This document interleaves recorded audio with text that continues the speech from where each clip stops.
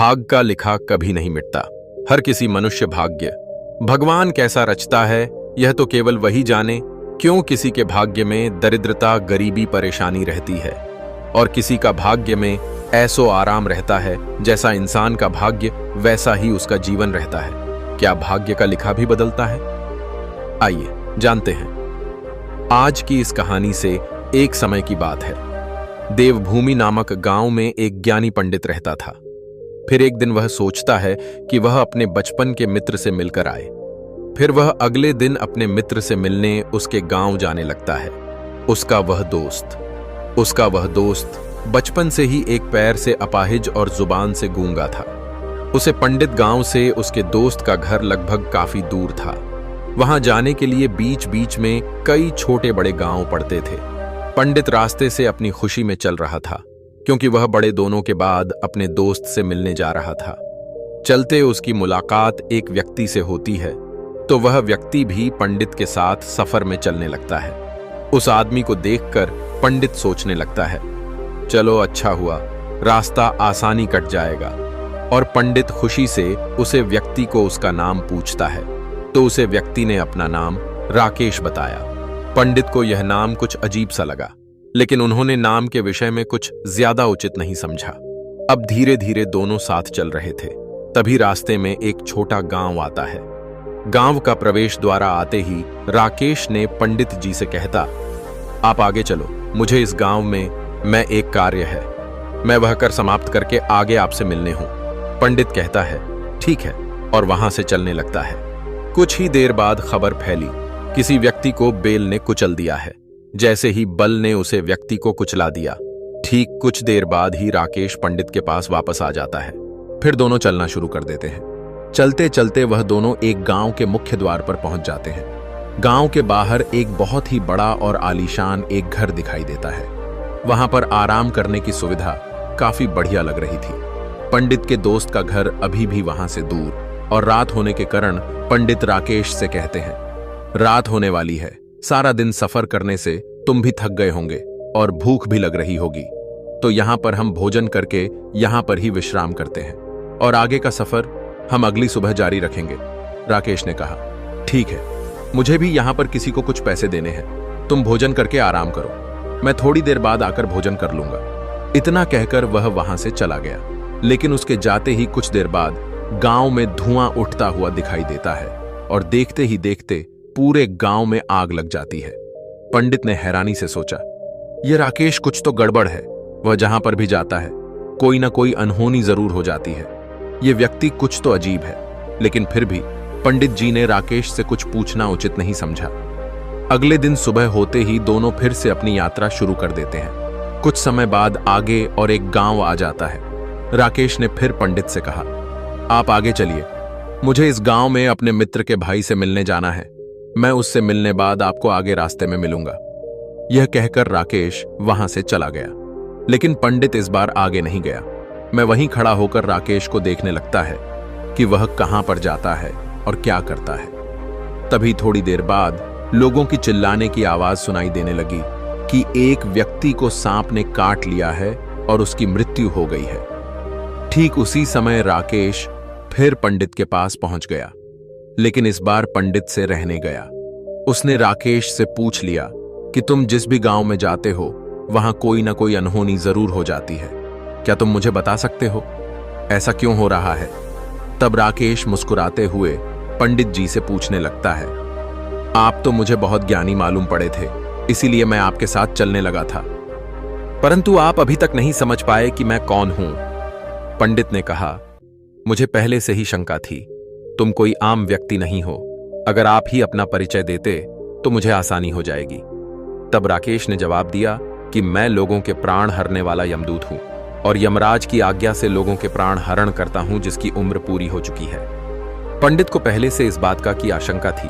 फिर भी राकेश के मुंह से बातें सुनकर पंडित जी कुछ क्षण के लिए घबरा गई, लेकिन फिर भी हिम्मत करके कि अगर तुम सच में कोई यमदूत हो तो मुझे बताओ, अगली मृत्यु किसकी है? धर्मराज ने बड़ी सरलता से जवाब दिया कि अगली मृत्यु तुम्हारे इस मित्र की है जिससे तुम मिलने जा रहे हो, और तुम ही उसकी मृत्यु का कारण बनोगे। यह बातें सुनकर पंडित सहन गया और सच में पड़ गया कि अगर सच में यह यमराज का भेजा हुआ दूध तो उसकी बात भी सच होगी और उसके कारण मेरे बचपन के सबसे अच्छे मित्र की मृत्यु हो जाएगी, तो अच्छा ही होगा कि मैं उससे मिलने की बजाय वापस अपने घर चला जाऊं। कम से कम मैं अपने मित्र की मृत्यु का कारण तो नहीं बनेगा। धर्मराज ने मुस्कुराते हुए कहा, तुम जो सोच रहे हो वह सब मुझे पता है, मगर तुम्हारे अपने मित्र से मिलने ना जाने से नियति नहीं बदल जाएगी। तुम्हारे मित्र की मृत्यु तो निश्चित है और वह आगे ही कुछ फलों में घटित होने वाली है। महाकाल के मुंह से ऐसी बातें सुनकर पंडित को झटका लगा, क्योंकि महाकाल ने पंडित के मन की बातें पढ़ ली थीं, जो विश्वास हो गया कि यह धर्मराज सचमुच हमदूद ही है। पंडित को यहां पूर्ण विश्वास हो गया कि धर्मराज सच में यमदूत है, तो अपने मित्र की मृत्यु का कारण नहीं बनना चाहता था। इसीलिए वह पलटकर अपने गांव की तरफ वापस जाने लगा। लेकिन जैसे ही पंडित वापस जाने के लिए मोड़ ताकि उसका मित्र तेजी से दिखाई पड़ रहा था। अपने मित्र के आने की गति को देखकर पंडित को ऐसा लगा कि जैसे उसका मित्र काफी देर से उसका ही पीछा कर रहा था, लेकिन वह बचपन से ही गूंगा है और पर से भी लंगड़ा था। इसलिए ना तो वह पटका हुआ पंडित को आवाज देकर रोक पाया था और ना ही उसे तक पहुंच पा रहा था। लेकिन जैसे ही वह पंडित के पास पहुंचा, अचानक ही जमीन पर गिर पड़ा और उसकी मृत्यु हो गई। धर्मराज की ओर देखने लगा, जैसे कि वह पूछना चाह रहा हो, आखिर क्या हुआ? धर्मराज पंडित के मन में उठे हर प्रश्नों को समझ गया और बोला, तुम्हारे मित्र ने पिछले गांव में ही तुम्हें देख लिया था और मैं वहीं से ही तुम्हारा पीछा कर रहा था, लेकिन गंगा और लंगड़ा होने की वजह से वहां तुम तक नहीं पहुंच पाया। उसने अपनी पूरी ताकत लगाकर तुम तक पहुंचाने का प्रयास किया, लेकिन बुढ़ापे में बचपन जैसी ताकत नहीं होती का दौरा पड़ गया और यही उसकी मृत्यु का कारण बन गया। वह तुमसे मिलने के लिए अपनी सीमाओं को तोड़कर तुम्हारे पीछे भाग रहा था, इसीलिए अपने मित्र की मृत्यु का कारण भी तुम ही कहलाओगे। अब पंडित को पूर्णता विश्वास हो गया कि धर्मराज जी हमदूद है और उसका कार्य जीवों के प्राण हरण करना है। लेकिन पंडित एक समझदार व्यक्ति था। वह भी जानता था कि मृत्यु पर किसी का वश नहीं है, सबको एक न एक दिन मरना ही है। यही सोचकर उसने अपने आप को संभाल लिया और अचानक ही पंडित के मन में अपने मृत्यु के बारे में पूछने की भी इच्छा हुई और धर्मराज से पूछने लगा कि जब मृत्यु मेरे दोस्त की होनी थी तो तुम मेरे साथ क्यों चल रहे थे?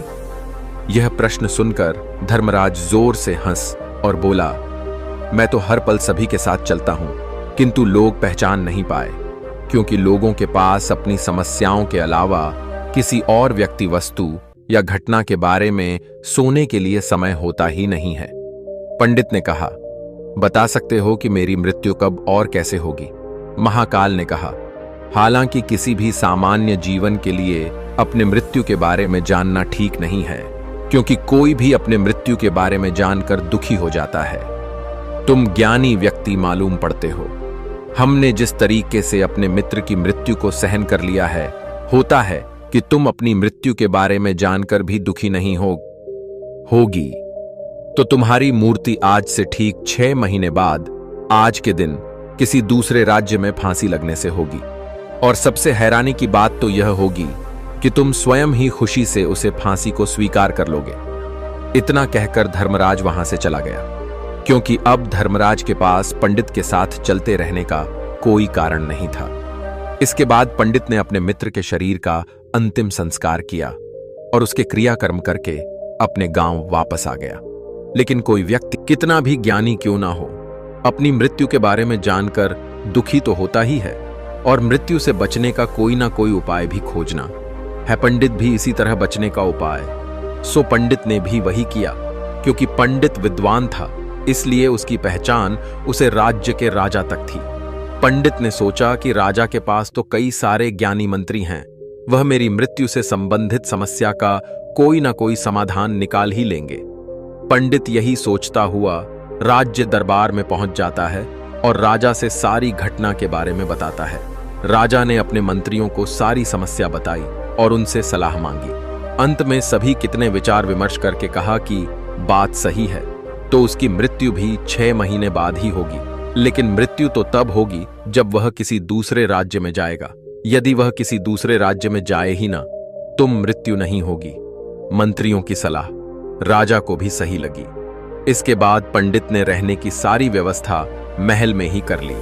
राजा के आदेश के बिना उसे पंडित के किसी को भी नहीं मिलने दिया जाता था, लेकिन पंडित कहीं भी जा सकता था ताकि पंडित को ना लगे कि वह राजा के कैद में है। परंतु पंडित डर के मारे स्वयं ही कहीं आता जाता नहीं था। धीरे धीरे महीने गुजर गए और पंडित की मृत्यु का समय नजदीक आने लगा और वह भी दिन आ गया। जिस दिन पंडित की मृत्यु होनी थी तो उसी दिन पंडित की मृत्यु होने थी। उसी रात पहले पंडित डर के मारे जल्दी सो गया ताकि जल्दी से वह रात बीत जाए और अगला दिन आ जाए ताकि मृत्यु टल सके। लेकिन पंडित को नींद में चलने की बीमारी थी और अपनी बीमारी के बारे में वह स्वयं ही नहीं जानता। तो फिर राजा, मंत्री या किसी वेद को इसके बारे में बताने का कोई प्रश्न ही नहीं उठाता। पंडित अपनी मृत्यु को लेकर बहुत चिंतित था। वहां पिछले कई दिनों से ठीक से सो भी नहीं पा रहा था और नींद में चलने की बीमारी भी थी। जब व्यक्ति को ठीक से सो नहीं पा रहा हो तो उसे रात भी पंडित को नींद में चलने का द्वारा पड़ा वह उठाकर अस्तबल में गया। क्योंकि पंडित राजा का खास मन था, इसलिए कोई भी पहरेदार ने और ना ही किसी तरह की कोई पूछताछ की हस्तबल में पहुंचकर वह सारे घोड़े की पीठ पर सवार होकर अपने राज्य की सीमा से बाहर दूसरे पड़ोसी राज्य में चला गया। इतना ही नहीं, वहां दूसरे राज्य में जाकर राजा के महल में पहुंच गया। उसे महल के पहरेदार ने भी नहीं रोका और ना ही पूछताछ की। सभी लोग रात्रि के अंतिम प्रहार होने के कारण गहरी नींद में थे। वह पंडित सीधे राजा के संजा पहुंच गया और राजा रानी सो रहे थे। वहीं पर पंडित भी जाकर सो गया। सुबह हुई तो राजा ने पंडित को रानी के बगल में सोया हुआ देखा तो वह बहुत क्रोधित हुआ। राजा ने पंडित को कैद करने का आदेश दिया। पंडित गिरफ्तार हो गया, पोशीतर हो गया। लेकिन पंडित तो बहुत हक्का बक्का था। उसे तो कुछ समझ नहीं आ रहा था कि आखिर वह दूसरे राज्य में और राजा सैया कक्षा कैसे पहुंचा। लेकिन वह उसकी यह सब सुनने वाला कोई नहीं था। राजा ने पंडित को दरबार में पेश करने का आदेश दिया। कुछ देर बाद उसे पंडित को दरबार लाया गया। पंडित को देखते ही राजा इतना आग बबूला हो गया कि उसे फांसी पर चढ़ा देने का हुक्म सुना दिया। फांसी की सजा सुनकर पंडित कांप गया, लेकिन फिर भी थोड़ी सी हिम्मत ज्यादा कर राजा से बोला, है महाराज, मैं नहीं जानता कि मैं राजमहल कैसे पहुंचा। मैं यह भी नहीं जानता कि आपका श्याम कक्षा तक कैसे आए। आपके महल के किसी पहरेदार या सैनिक ने मुझे रोक क्यों नहीं। लेकिन इतना जरूर जानता हूं, आज मेरी मृत्यु होने वाली ही थी जो आज होने जा रही है। राजा को यह बात थोड़ी अजीब लगी। पंडित से पूछा, तुम्हें कैसे पता कि आज तुम्हारी मृत्यु होनी है? राजा के इस प्रश्न का जवाब में पंडित ने पिछले 6 महीने का सारा वाकया राजा को सुना दिया और बोला, आज मेरा क्या किसी भी सामान्य व्यक्ति का साहस नहीं होगा कि राजा के सैन्य कक्षा में जाकर राजा की उपस्थिति में रानी के साथ सो जाए। राजा को पंडित की बात में थोड़ा तर्क दिखाई पड़ा, परंतु उसने सोचा कि यह मृत्यु से बचने के लिए धर्मराज और उसके द्वारा अपनी मृत्यु की भविष्यवाणी की कहानी बन रहा। राजा ने पंडित से कहा, यदि तुम्हारी बात सत्य है और आज दिन है जैसा कि धर्मराज ने तुम्हें बताया था, आज तुम्हारे मृत्यु का कारण मैं नहीं बोलूंगा।